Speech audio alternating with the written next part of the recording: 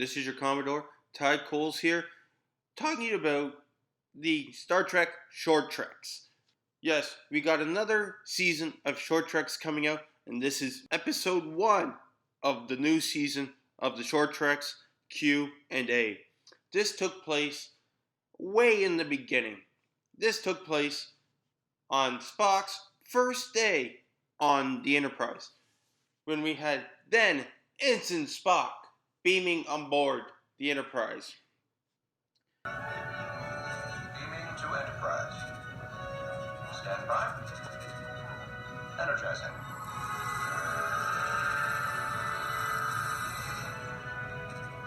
As he was beaming on board, he had a bit of a smirk on his face. A lot of people were opposed to that.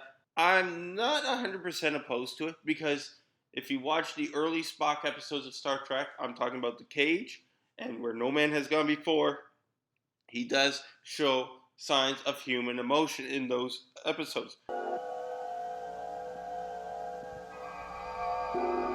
Irritating. Ah, yes. One of your Earth emotions. And none other than number 1, who was played by Rebecca Romijn, greeted him on the Enterprise. And we saw some of Spock's other Cage-like characteristics come out. Welcome aboard, Ensign. How was your trip out to Starbase 40? Uneventful, sir. No need to shout, Ensign Spock. Again, I'm not too upset with that, because it falls within his character arc.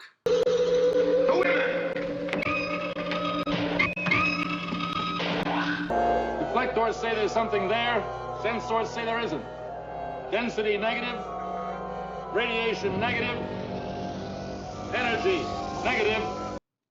So they're talking, and Rebecca Romijn, as number 1, is asking why he's not asking questions, because a good science officer should be asking questions. You've been on this ship exactly 37 seconds, Ensign, and you haven't asked a single question. Not what I expect from a science officer. I expect you to barrage every crewman you meet with questions, starting with me, to the point you become an annoyance. So they're in the they go in the turbo lift, and it breaks down. Biggest number 1 thing that they should have done was to just contact and say, "Can you beam us out?" or something like that. What's wrong? And on the other end of the intercom, you have a female engineer trying to do a lousy Scotty impersonation, saying they don't know what's happening, but hold tight, they'll figure something out. Computer error. Manual control unavailable. Engineering. Upjohn, this is number 1. We have failure in turbo lift 6, and I can't get manual override. On it, sir. Engineering up. Great idea. While you're figuring it out, let's beam them off. So Spock decides to constantly start asking questions until number 1 was getting frustrated. Considered that the ubiquity of mathematical constants such as E, or the so-called golden ratios, is sort of implying that the universe was designed as perhaps an enormous simulation. Am I becoming an annoyance? Just starting to get a bit heavy. But that's what she initially asked Spock to do. So she has no one to blame but herself for that. But I do like Rebecca Romijn's take on the character of number 1 at this point. Spock is still asking number 1 questions. And he says, "Oh, your name must be Una or something." And she's like, "No, my name's number 1. Your name is Una. That isn't a question, Ensign. My name is number 1. I don't know why they just can't give that character a name. Why does her name have to be number 1? I understand they never gave her a name in the original The Cage, but you had a great opportunity to add some depth to the character and give her a name. So she's finally had enough with Spock's questions. She says, "Okay, I got frustrated. You did your job. Stop asking questions." And then what they should have tried to do at the beginning of this whole thing is try to figure out what the problem was. Have you ever made first-hand observations of a triple node high amplitude delta Scudi star? Yes. My first deep space cruise on Enterprise took us to within a half light year of 99 Pegasi. I am envious. And so Spock lifts her up to check the electric panel. She gets shocked. Tell you what a...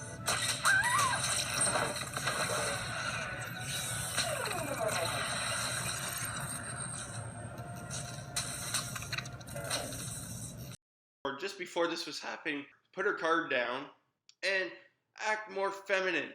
But I... Any more questions, Ensign? Which was another thing that they did with the original number 1 in the cage. So I am okay with that.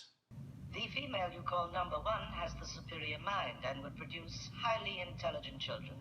Although she seems to lack emotion, this is largely a pretense. She often has fantasies involving you. And then, out of nowhere, starts to sing. Vegetable, animal, and mineral. I know the kings of England and I quote the fights historical from Marathon to Waterloo in order categorical.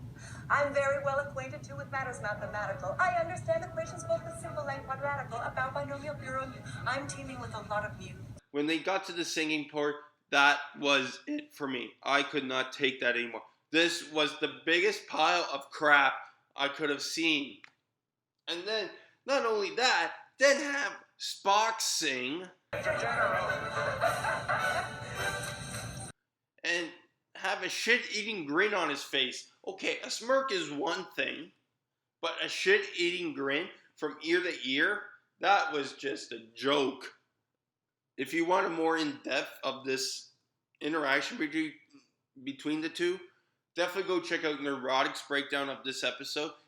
Andy Trekker beat me to what I wanted to do with the scene between Rebecca Romaine's number 1 and Ethan Peck's Spock. He beat me to it.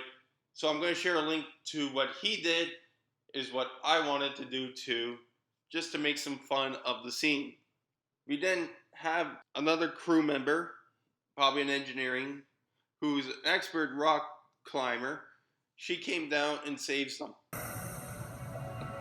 Folks, ready to go?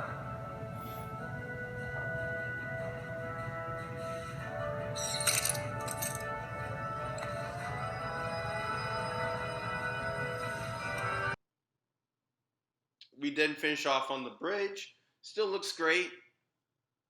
And we get a subtle hint that Spock is in wonder. He's wowed by number 1.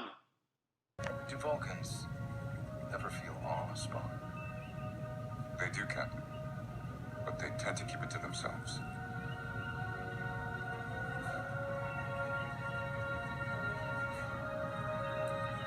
Why do we have to constantly pull down the male character to elevate the woman character?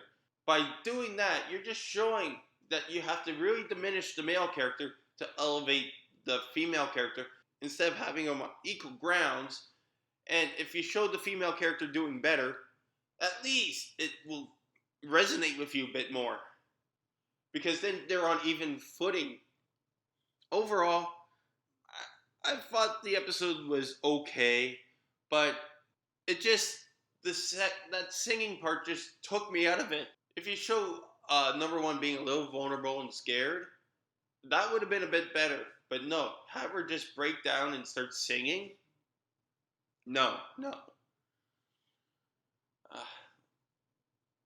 But out of all short treks, I would have to rank it as number 2, just behind the Escape, which featured Hardcore Phantom Mud.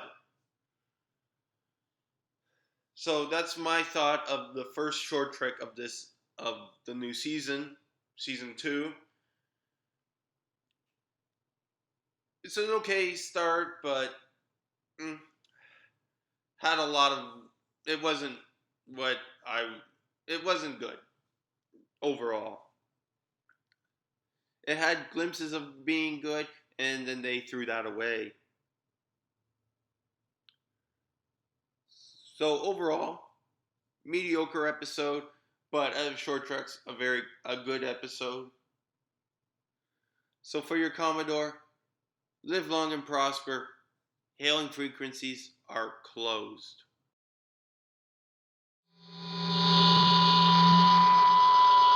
Thank you for watching Commodore Ty and enjoying this video.